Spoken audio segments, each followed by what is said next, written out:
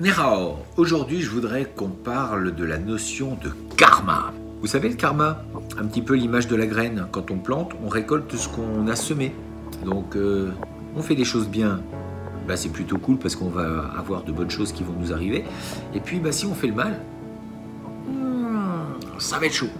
Et plus précisément, des gens un petit peu qui gravitent autour de vous parfois et qui ont plutôt une façon de faire plutôt malveillante.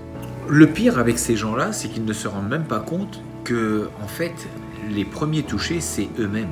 Parce que si on réagit avec cette notion de karma, il faut savoir que, en fonction de ce que vous faites, ça vous reviendra en pleine figure. Donc généralement, si vous commencez à avoir des mauvaises actions, vous pouvez être sûr que vous allez attirer de mauvaises actions sur vous.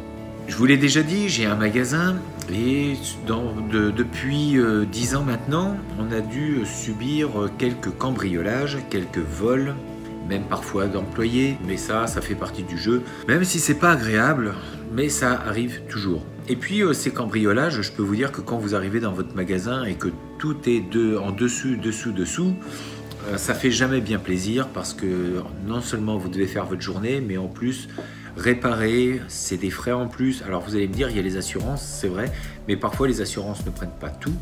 Et vous avez beau avoir des caméras, tout l'outillage nécessaire, caméra, vision infrarouge, mais de toute façon vous avez toujours des frais à engager. Et puis même si c'est pris par les assurances, encore une fois, tout n'est pas pris. Alors, on pourrait effectivement s'arrêter sur cette vision un petit peu chaotique de votre magasin quand vous arrivez, tout est cassé. Je vous dis, les dossiers par terre, enfin c'était terrible. On pourrait effectivement s'arrêter à ça et puis toujours garder cette idée en tête. On cultive quelque chose de mauvais et il vaut mieux essayer de repartir du bon pied. Il faut se dire, ça c'est fait, hop, je passe à autre chose. Et je continue. Parce que si on reste sur ce qui a été cassé, sur les mauvaises vibrations que tout ça a pu vous amener, on ne va pas avancer et puis on va rester avec cette idée et du coup on reste bloqué. Mais ce qui est terrible avec ces personnes, c'est qu'elles ne se rendent pas compte à quel point elles peuvent se faire du mal et à quel point elles peuvent s'empêcher de faire des choses positives dans leur vie. Imaginez sur le moment, effectivement, il y a un gain, ils ont pu gagner peut-être quelques dollars, une poignée de dollars, mais tout le reste, ils savent très bien au fond d'eux-mêmes qu'ils ont fait quelque chose de mal. En fait, ça va être comme un fardeau dans leur vie, en sachant qu'ils vont avoir fait ça. Alors vous me direz, certains, ils en ont vraiment rien à faire, sûrement. Mais en fait, il y a une sorte de loi karmique là-dessus, et croyez-moi que bien souvent, la vie de ces gens-là, elle n'est pas rose.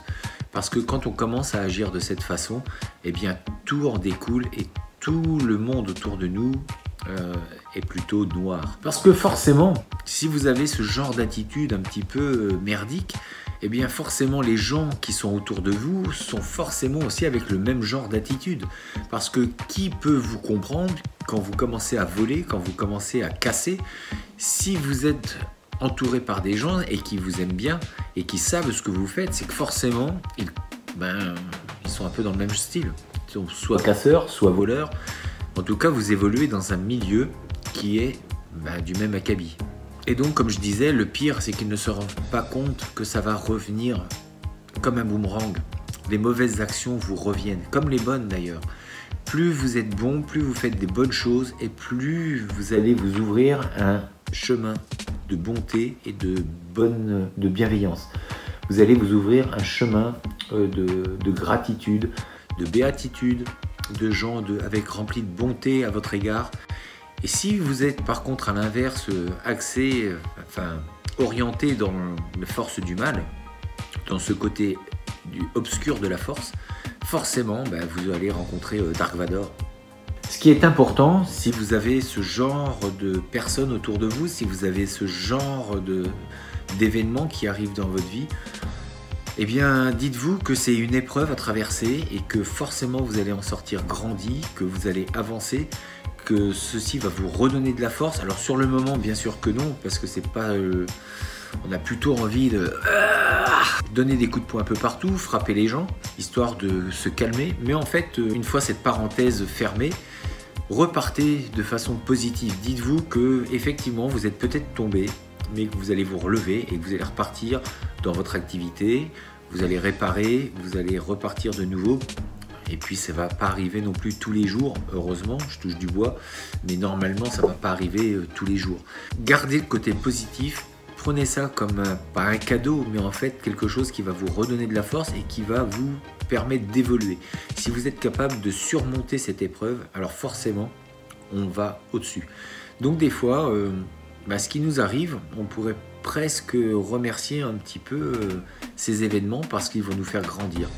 Je sais, pour certains, vous allez me dire, c'est n'importe quoi ce que tu dis, je ne le vois pas comme une chance. Eh bien, pourtant, ce qui nous fait du mal, ce qui nous fait tomber, nous endurcit dans la vie. Comme dans les arts martiaux, on prend des coups, on apprend à bouger, on apprend à forcément perdre. Et du coup, au fil des années, on devient plus endurci, on accepte de plus en plus les coups, on apprend à bouger par rapport à une autre personne qui veut nous taper, on développe une sorte de sixième sens. À force d'avoir fait toutes ces années de pratique, à force d'avoir pris des coups, eh bien, on progresse et on devient meilleur. De toute façon, des gens malveillants, des événements catastrophiques, plus ou moins graves, on en aura tout au long de notre vie. Quoi qu'on fasse, qu'on veuille entreprendre ou non, on aura des choses qui vont nous arriver et qui ne seront pas agréables.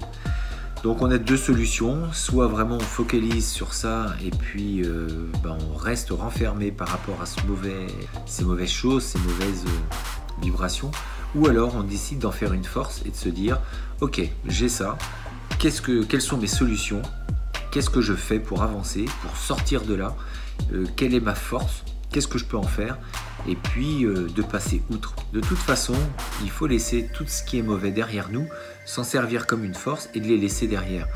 Les problèmes, en fait, c'est eux qui se les créent eux-mêmes. Donc ces gens-là, laissez-les avec leurs problèmes. Ils décident d'avoir de mauvaises actions, eh bien c'est leur vie, ils ont décidé qu'ils le fassent. Mais de toute façon, les conséquences pour eux seront beaucoup plus graves que pour nous qui décidons d'avancer de façon sereine et de façon positive. Juger les gens, très honnêtement, j'en ai pas le temps. J'en ai pas le temps et le temps est important. Le temps c'est de l'argent comme on dit, mais en tout cas j'ai pas le temps. Moi je dois me consacrer à un magasin, j'ai d'autres activités à côté. Il faut avancer, il faut bouger, j'ai pas le temps pour juger ces gens. Ils ont leur conscience pour eux, moi j'ai la mienne pour moi. Et puis je pense que c'est comme ça qu'on peut vraiment zapper un petit peu tout ce côté négatif et continuer d'avancer. En tout cas, je ne sais pas comment vous penserez par rapport à ça. Mettez-moi des commentaires, comment vous pourriez peut-être éventuellement vous réagir. Dites-moi vos réactions. Moi, j'ai choisi ce côté-là, j'avance, et puis le reste, en fait, ça sera eux par rapport à leur conscience, et puis on verra. D'ici là, restez forts, restez beaux, et surtout, restez bienveillants. 再见